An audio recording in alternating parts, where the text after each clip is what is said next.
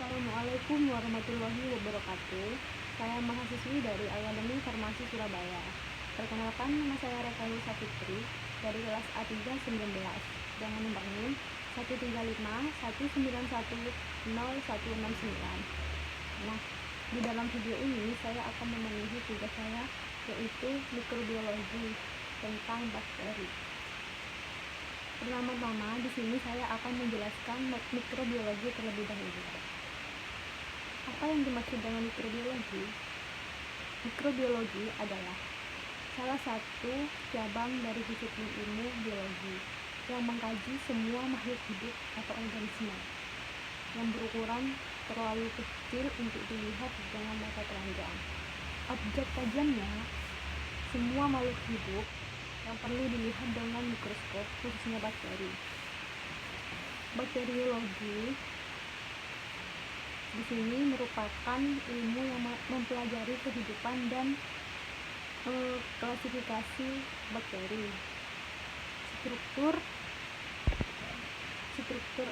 anatomi dan cara kerja sel bakteri, interaksi antar sel bakteri, dan juga tanggapan bakteri terhadap perubahan pada lingkungan kehidupan. Bakteriologi dapat dikatakan juga sebagai biologi bakteri berikut ini,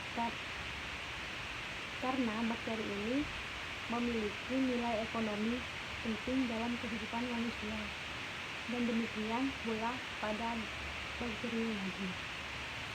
Pengetahuan cabang ilmu ini bermanfaat dalam pengobatan, higienis, ilmu pangan dan gizi, pertanian, dan industri, terutama pada industri fermentasi. Nah, bakteri sendiri adalah suatu organisme yang jumlahnya paling banyak dan tersebar luas dibandingkan dengan organisme lainnya.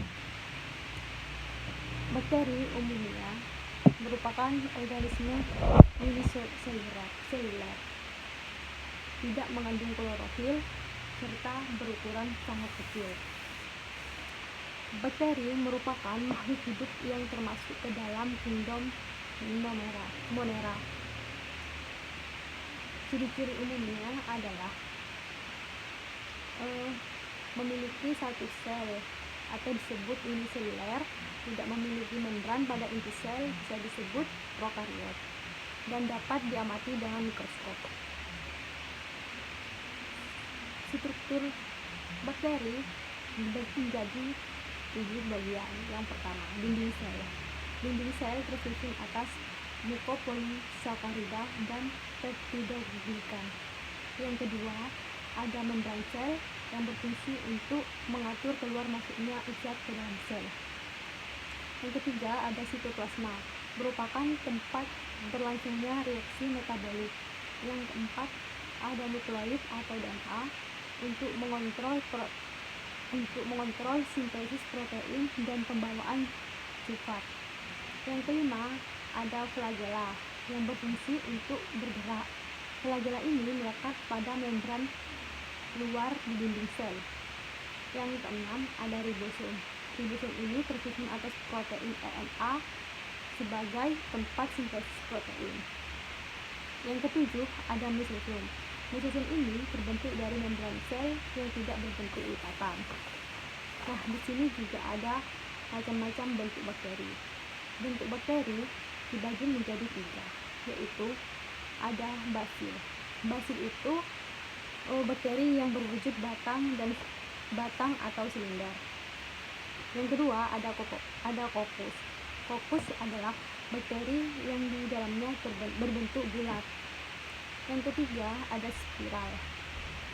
Spiral ini bakteri yang bentuknya melengkung, lebih berasal dari setengah lingkaran. Nah, berbagai bentuk ini ditentukan oleh dinding sel dan sitoskeleton. Dan hal ini penting karena menentukan kemampuan bakteri untuk memperoleh nutrisi, menempel pada permukaan, berenang pada cairan, dan rekombinasi dan menghindari predator.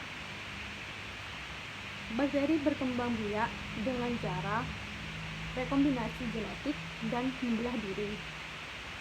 Rekombinasi pada bakteri ada 3 macam, yaitu transformasi atau perpindahan DNA dari sel bakteri yang satu ke bakteri yang lain.